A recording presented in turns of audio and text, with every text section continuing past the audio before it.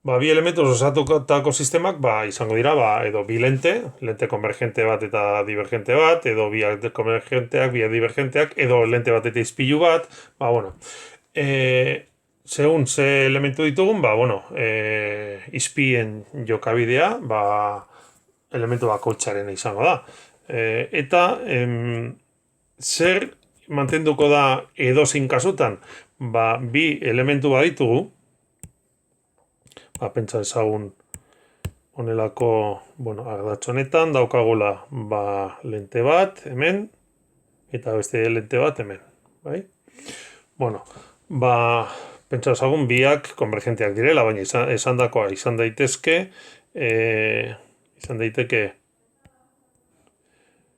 biak konvergenteak edo lente bat eta izpilu bat edo, vale? Biak konvergenteak ipiniko ditut hemen, bakoitzak bere foku distantziarekin, bai? Badidez hau laburragoa, foku distantzia, hau F', hau F, hau F', eta hau F. Vale, hau lehenengo lentea baldin bada, hau F bat, eta bigarren lentea baldin bada, F2, F2. Kontua da, hemen bi lente daudenean bi izpilu bat eta lente bat edo daukagunean, lehenengo elementuak sortuko du irudi bat, vale? Irudioa sortuko du. Sortuko du alde honetan, edo alde honetan, goruntz, beruntz, handiago, txikiago, sortuko du irudi bat. Irudi hori izango da bigarren elementuarentzat objektua. Ados? Ordan, ikusiko dugu hemen, pizkat hau luzeago egin behar dut.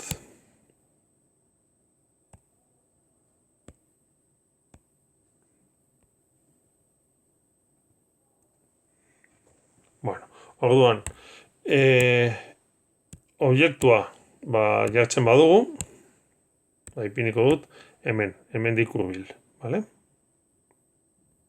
Hemen bertan. Objektu hori.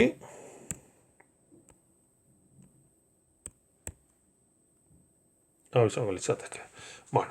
Orduan, objektu honek sortuko du irudi bat lente honekin.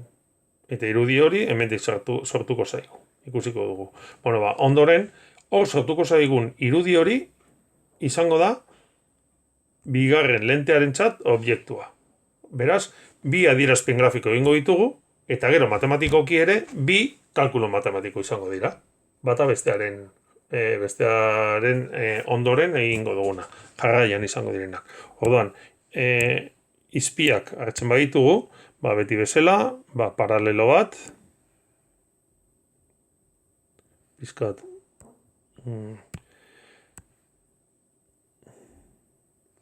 hortxe, hau bada, hau fokutik pasatuko da.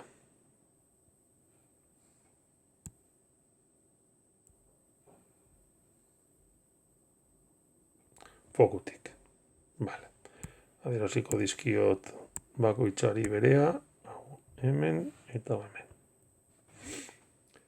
Gero, nahi duguna, edo fokutik pasatzen dena, edo zentrutik pasatzen den izpia, adibidez, zentrutik pasatzen dena hartzen badugu,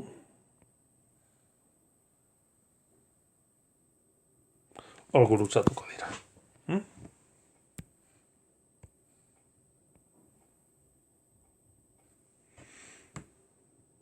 Gutxi gora bera.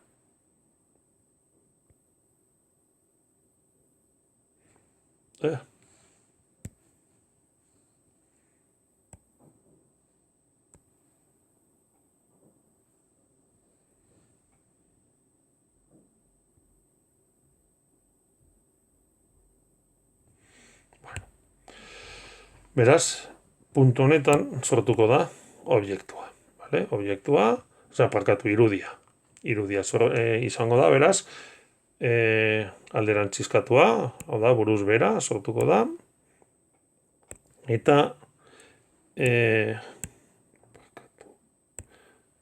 tamainuz ikusten dugu handiagoa dela,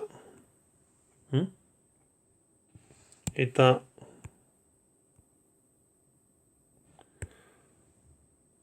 alderantziz sortzen denez, orduan erreala da. Hau da, obiektua. Bueno, obiektu hori izango da orain bigarren lentearentzat irudia. Hau da, orain egin beharko genuke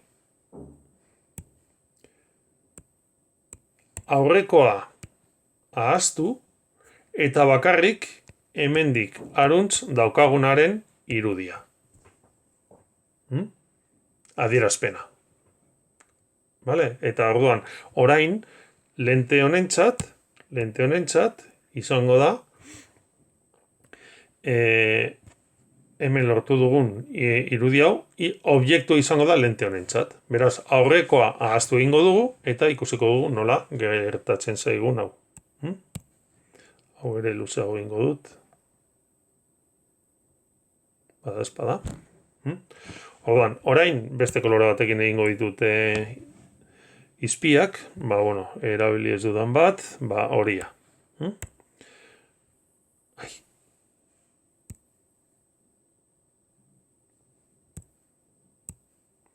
Horia. Orduan, paralelo etorriko da, hemendik.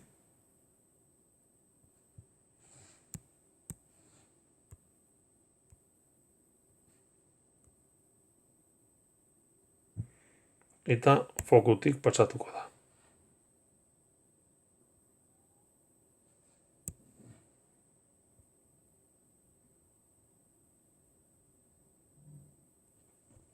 Fokutik pasatuko da. Eta bestetik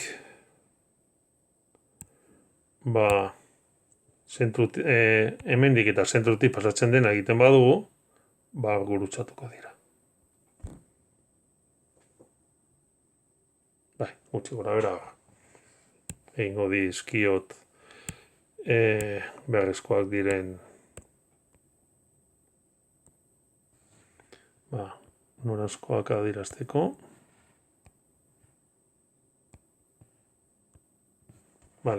Eta non sortzen da irudia? Hemen sortzen da irudia. Beraz, adierazten badugu, egingo dut orain arte erabili ez dudan kolore batekin eta pizka lodiago.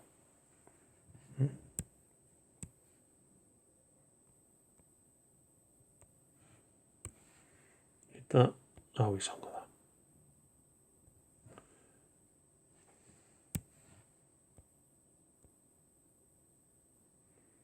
Hori.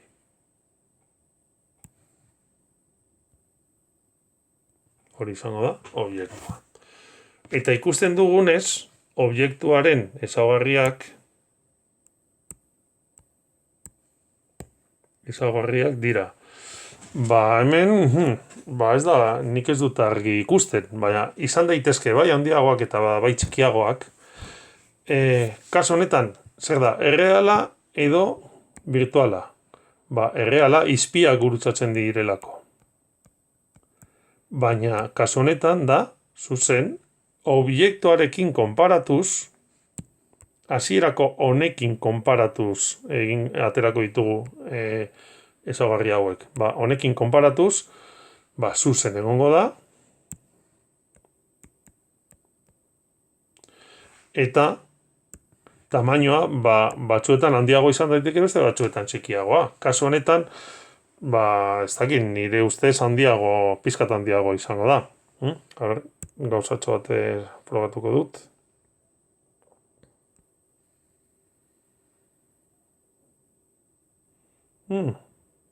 Atera dira ia berdinak, ia berdinak, baina normalean batzuetan handiagoa, beste batzuetan txikiago izan daiteke. Zeren arabera, foku distantzien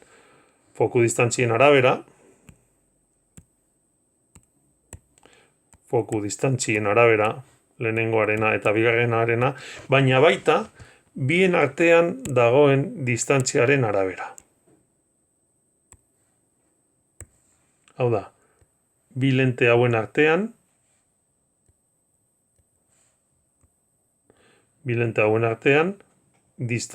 dagoen distantzia ere importante izango da. Vale, beraz, distantzia hori ere importante izango da. Beraz, irudiak egiteko, egingo dugu lehenengoa, bigarrena egongo ez balitz bezala, eta gero bigarrena egingo dugu bigarrena lehenengoa egongo ez balitz bezala. Beraz, bi irudi jarraian, ez dago besterik. Eta orain egingo duguna izango dira kalkuluak.